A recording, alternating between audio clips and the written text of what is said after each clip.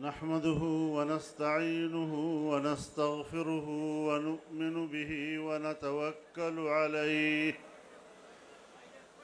ونعوذ بالله من شرور أنفسنا ومن سيئات أعمالنا من يهده الله فلا مضل له ومن يضلله فلا هادي له ونشهد أن لا إله إلا الله وحده لا شريك له ونشهد أن سيدنا وسندنا ومولانا محمدًا عبده ورسوله صلى الله تعالى على خير خلقه محمد وعلى آله وصحبه وبارك وسلم تسليما كثيرا كثيرا. أما بعد فأعوذ بالله من الشيطان الرجيم. بسم الله الرحمن الرحيم. يا أيها الذين آمنوا إن تطيعوا الذين كفروا يردوكم على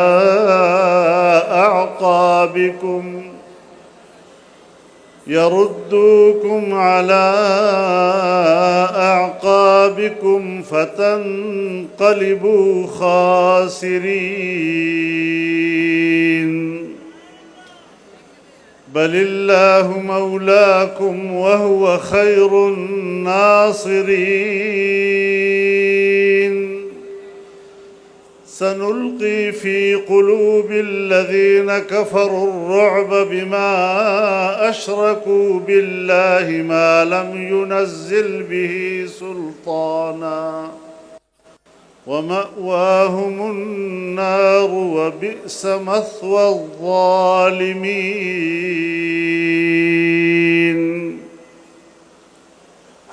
صدق الله العظيم.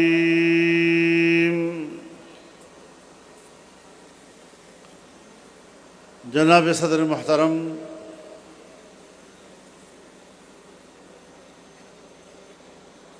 مہمانان مکرم،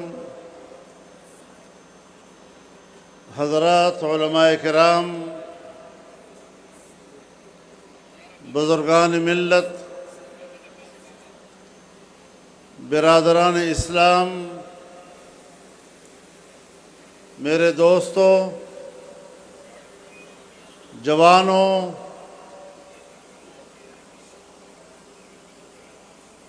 دین اسلام پر مر مٹنے کے لیے ہر وقت تیار مجاہدوں، اس عظیم الشان اجتماع کے انعقاد پر میں شہید اسلام جناب ڈاکٹر خالد محمود سومرو رحمہ اللہ کے پورے خانوادے، ان کے صاحبزادگان، جمعیت علماء اسلام لاڑکانہ اور پورے صوبہ سندھ کی جمعیت علماء کو مبارکباد پیش کرتا ہوں۔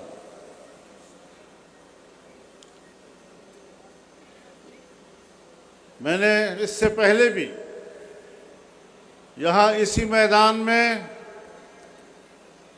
اسی عنوان کے ساتھ بڑے عظیم الشان اجتماعات سے خطاب کیا ہے، اور ہر اجتماع سے میں نے یہ توقع وابستہ کی ہے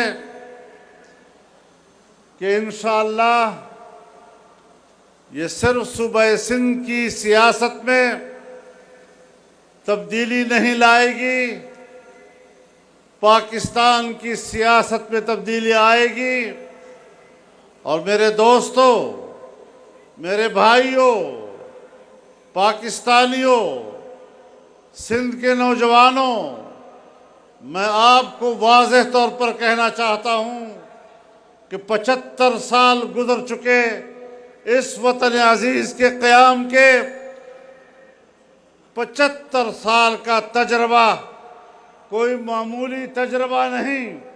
ہمیں تسلیم کرنا ہوگا کہ ہم نے 75 سال اس ملک میں غلط قیادت کو منتخب کیا ہے، اور اب ایک نئے زاویے کے ساتھ ملک کے نئے مستقبل کو سنوارنا ہوگا، نئے مستقبل کو تراشنا ہوگا۔ میرے محترم دوستو، ہمارے آج کے اس اجتماع میں ہم صرف اپنے شہید بھائی کو خراج عقیدت پیش نہیں کر رہے، ہم صرف ان کی قربانی سے اور ان کی خون سے وفاداری کا اظہار نہیں کر رہے۔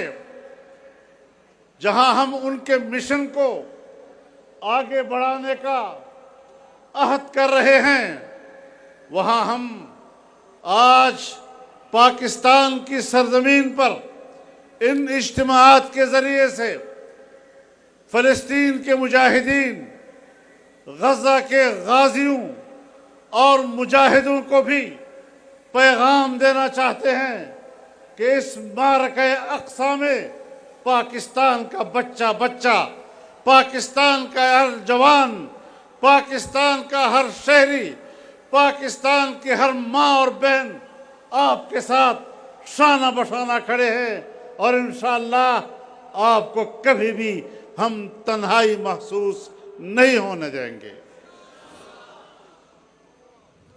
ایھا الضیف الکریم،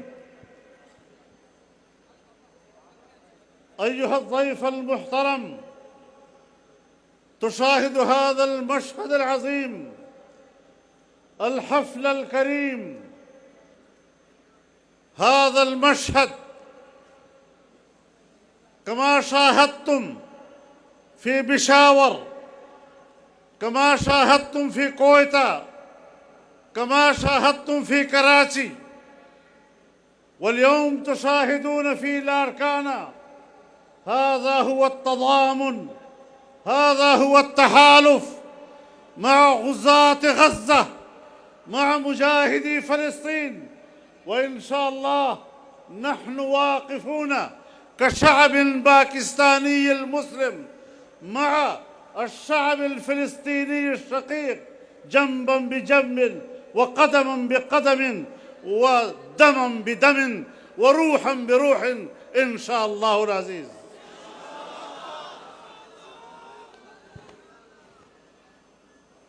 میرے محترم دوستو، ویسے تو آج کل ہر طرف فلسطین کی تائید میں اور اسرائیل کے خلاف مطالبے کیے جاتے ہیں کہ اسرائیلی پروڈکٹ کا بائیکاٹ کیا جائے۔ تم آج بائیکاٹ کر رہے ہو، ہم نے تو اسرائیلی مصنوعات کا 15 سال سے بائیکاٹ کیا ہوا ہے۔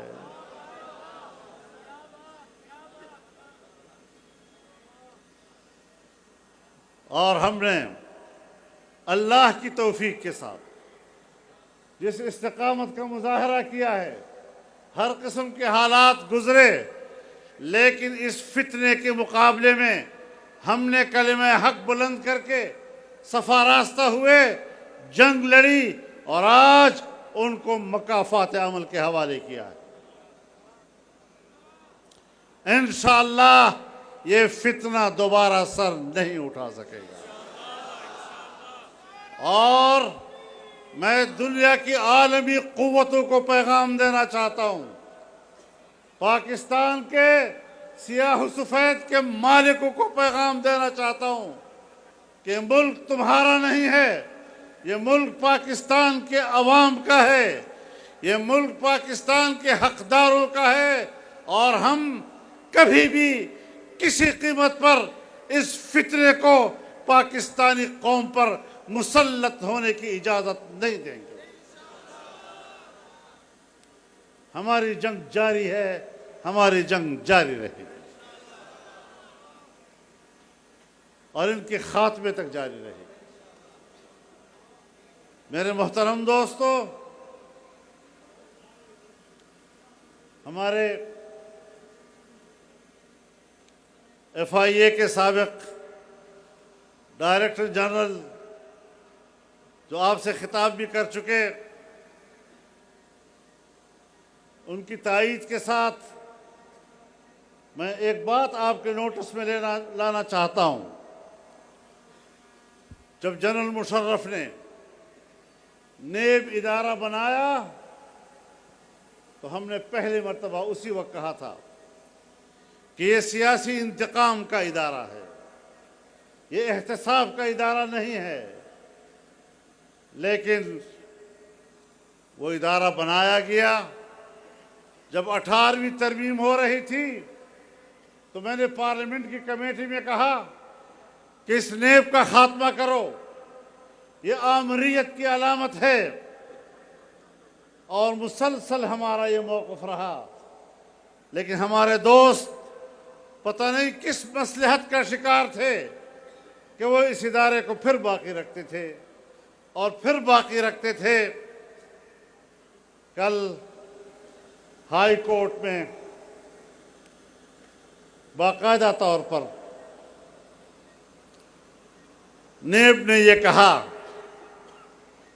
کہ میاں نواز شریف کے خلاف ہم نے فلانا کیس سپریم کورٹ کے کہنے پہ دائر کیا تھا، ہمارے پاس کچھ بھی ثبوت کے لیے نہیں تھا۔ ٹھیک کہہ رہا ہوں؟ اس ادارے نے خود کہا ہے کہ ہمارے پاس کچھ ثبوت نہیں تھے۔ ہمیں تو سپریم کورٹ کے ایک جج نے کہا کہ آپ ان کے خلاف کیس دائر کرو، کیس بناؤ۔ اگر آج ایک کورٹ کے سامنے اس ادارے نے اعتراف کیا ہے کہ ہم کسی کے اشارے پر کسی کے خلاف مقدمہ بناتے تھے، مقدمہ دائر کرتے تھے، تو کیا آج اس ادارے کی حقیقت اور اس کا اصل چہرہ کیا بے نقاب نہیں ہوا؟ کیا اس کے بعد بھی نیب ہونا چاہیے؟ کیا اس کے بعد بھی ہم نیب جیسے ادارے پہ اعتماد کریں گے؟ میں اپنی قوم سے کہنا چاہتا ہوں کہ کبھی ان فقیروں کی بھی مان لیا کرو نا۔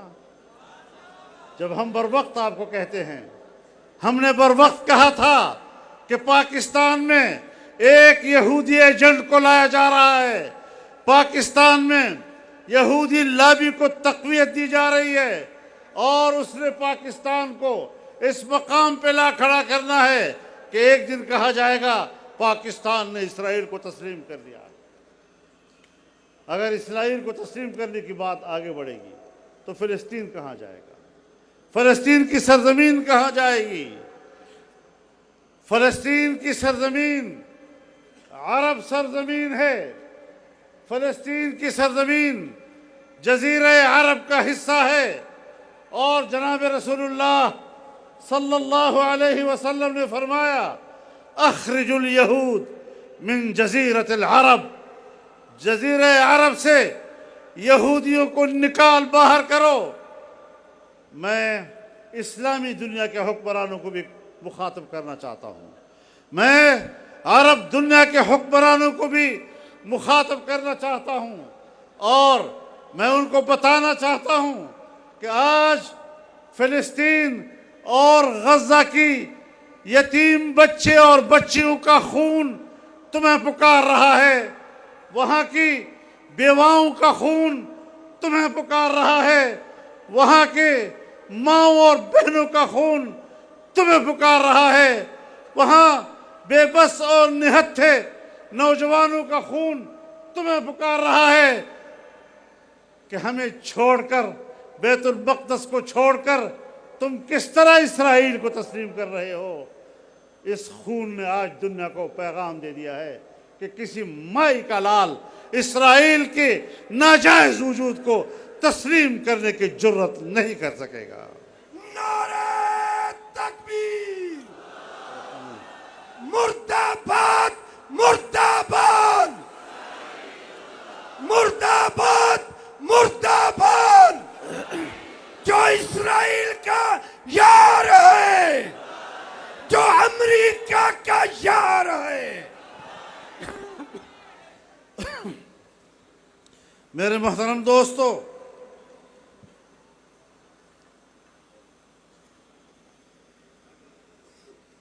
ہمارے اجتماعات میں، چاہے وہ پشاور میں ہوا، چاہے وہ کوئٹہ میں ہوا، چاہے وہ کراچی اور آج لاڑکانہ میں نظر آ رہا ہے، یہ ایک عوامی سیلاب ہے۔ یہ عوام کی رائے کا تعین کر رہا ہے، اور ہم کسی کو اس بات کی اجازت نہیں دیں گے کہ وہ پاکستانی قوم کی رائے کا راستہ روک سکے۔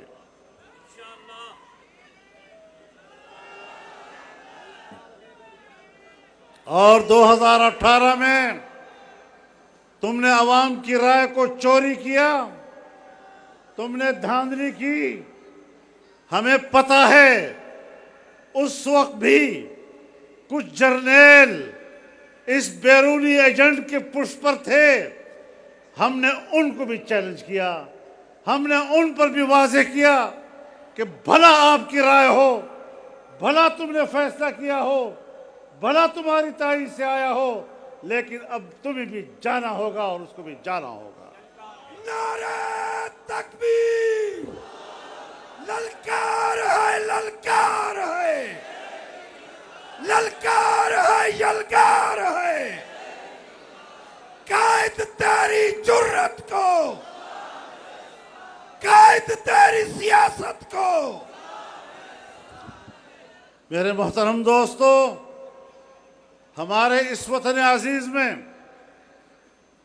قوم کو گمراہ کیا گیا، نوجوان کو گمراہ کیا گیا، اور میں جس صوبے سے تعلق رکھتا ہوں وہاں کے نوجوان کو ان کے اقدار سے لا تعلق کیا گیا۔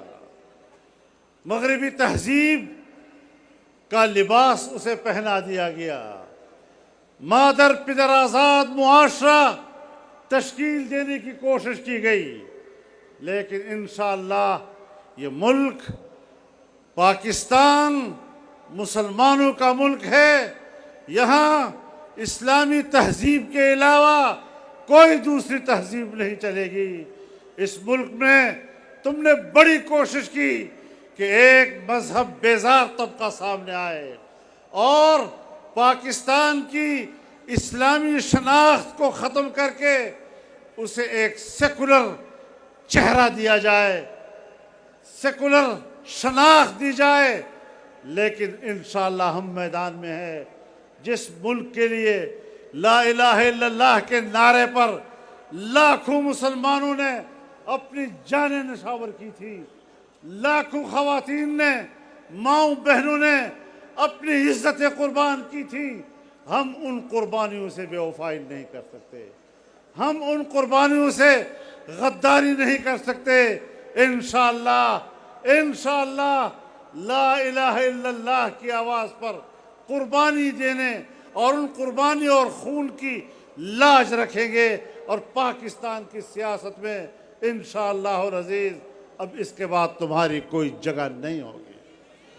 اسلامی یہ ملک بنا تھا، یہ ملک رہے گا، یہ ملک بنا تھا، یہ سندھ بنا تھا، یہ سندھ رہے گی، پنجاب بنا تھا، پنجاب رہے گا، پختونستان بنا تھا، پختونستان رہے گا، بلوچستان بنا تھا، بلوچستان رہے گا۔ پاکستان کا مطلب کیا؟ میرے محترم دوستو، یہ ہمارا مذاق اڑاتے تھے اور کہتے تھے کہ یہ تو 12واں کھلاڑی ہے.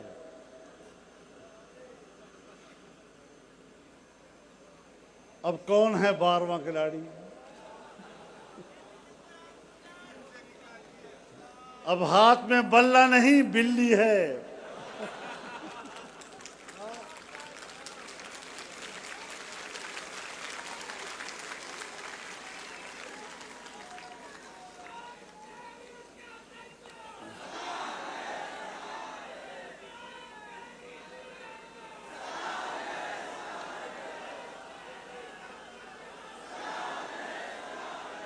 مجھے اپنے وطن عزیز کے اور اس قوم کے ان نوجوانوں پہ رحم آتا ہے جس سے ہمیں اپنے مستقبل کی امیدیں وابستہ تھی، ہماری ایک نسل کو ضائع کر دیا ہے. ہم نے دوبارہ ان کو اپنے راستے پہ لانا ہے، ہدایت کے راستے پہ لانا ہے. پاکستانی ہونے کے حوالے سے ان کو ہم نے راستے پہ لانا ہے. ہماری ان سے ہمدردیاں ہیں. وہ شاید بہک گئے ہیں، وہ شاید خود سمجھ رہے تھے کہ واقعی یہ کوئی بہت بڑی تبدیلی لائے گا. وہ ملک میں تبدیلی نہیں لا سکا. اللہ کے بندو، تمہارے اندر تبدیلی لایا. تمہیں مسلمان نہیں رہنے دیا اس نے. اپنے اندر جھانکو. وفی انفسکم افلا تبصرون. ذرا اپنے اندر جھانکو، ٹٹولو اپنے آپ کو. تبدیلی پاکستان میں نہیں لا سکتا، نہ لا سکے گا، نہ اس کے اندر اہلیت ہے. آپ کے اندر تبدیلی لے آیا کہ نہ اب تمہارے اندر کوئی اسلام کی علامت نظر آ رہی ہے، نہ تمہارے اندر کوئی پاکستانی کی علامت نظر آ رہی ہے. یہ ہے وہ عالمی سازش جو پاکستان پر حملہ آور ہوا. آج امریکہ اور مغربی دنیا کو اسلام کے لفظ سے چڑ ہے، اسلام کی سیاست سے خوف ہے. ہم جمہوری لوگ ہیں. ہم آئین اور قانون کے دائرے میں رہتے ہوئے دلیل کی بنیاد پر اپنا موقف پیش کرتے ہیں. جس ملک میں امن و امان نہ ہو،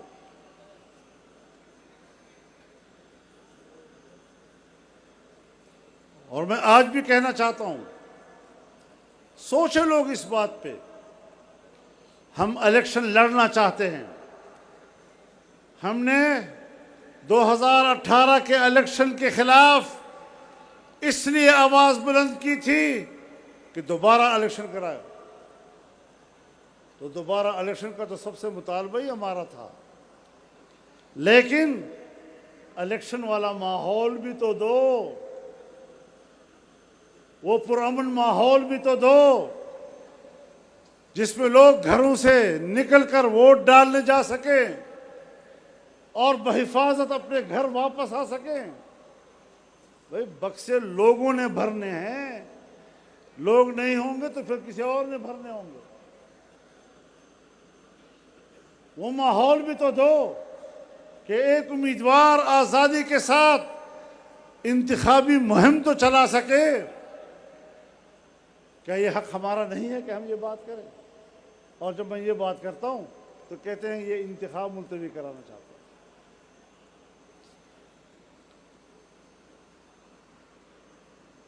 الیکشن کمیشن کو سوچنا پڑے گا.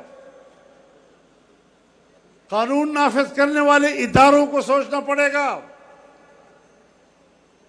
جو اس وقت بھی